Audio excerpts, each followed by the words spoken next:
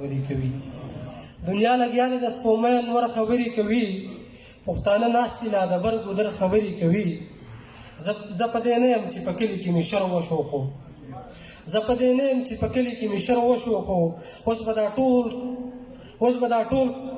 اوس به دا کلی ټوله میاشت شر خبرې کوي خواست کوم په دغه بیتونو باندې ملګري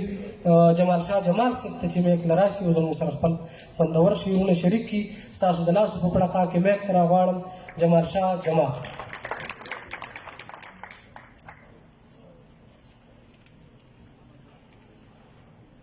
راغلی میلمنو ته نیکې هیلې او احترامات او سلامونه مې ومنئ په سټیج میلمنو ته سلامونه کوم او یو دوه شعرونه دي چې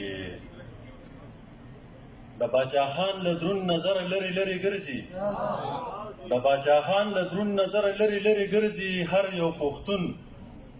په غم ککړ هر یو پښتون په لر و بر پروت دی او بس را بیدار شي پښتنو ځانونه وپېژنئ بس را بیدار شي پښتنو ځانونه وپېژنئ اوس هم په زړونو کې بغضونه دي او شر پروت دی او یو درې څلور شعر دي وی ما پتا او تا په ما په کوم هنر وجني ما پتا او تا په ما په کوم هنر وجني ما له زما د خوشحالو ډک روڼ سحر وجني او د غیرت شمع مو وجلې ده د خپله لاسه د غیرت شمع مو وجلې ده د خپله لاسه په هر وطن مو در په در په لرو بر وجني او کلمه وایم مسلمان یم څه کافر خو نه یم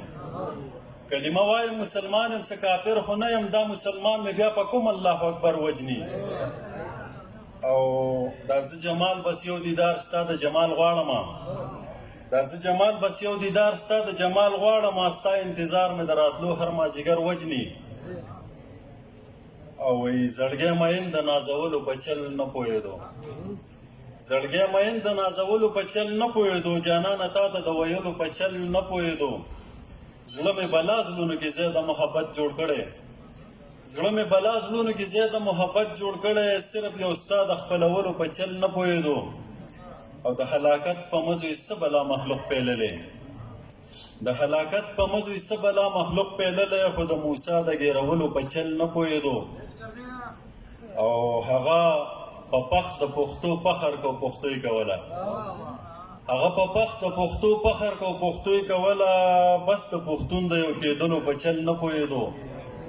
او ځان ته یې ځان وي او دعوې په دعوو کولې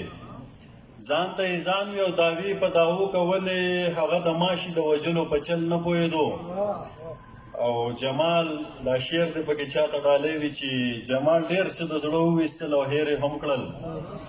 جمال ډېر څه د زړه وویستل او هېر یې هم کړل خو بس دا ستا د هېرولو په چل نه پوهېدو والسلام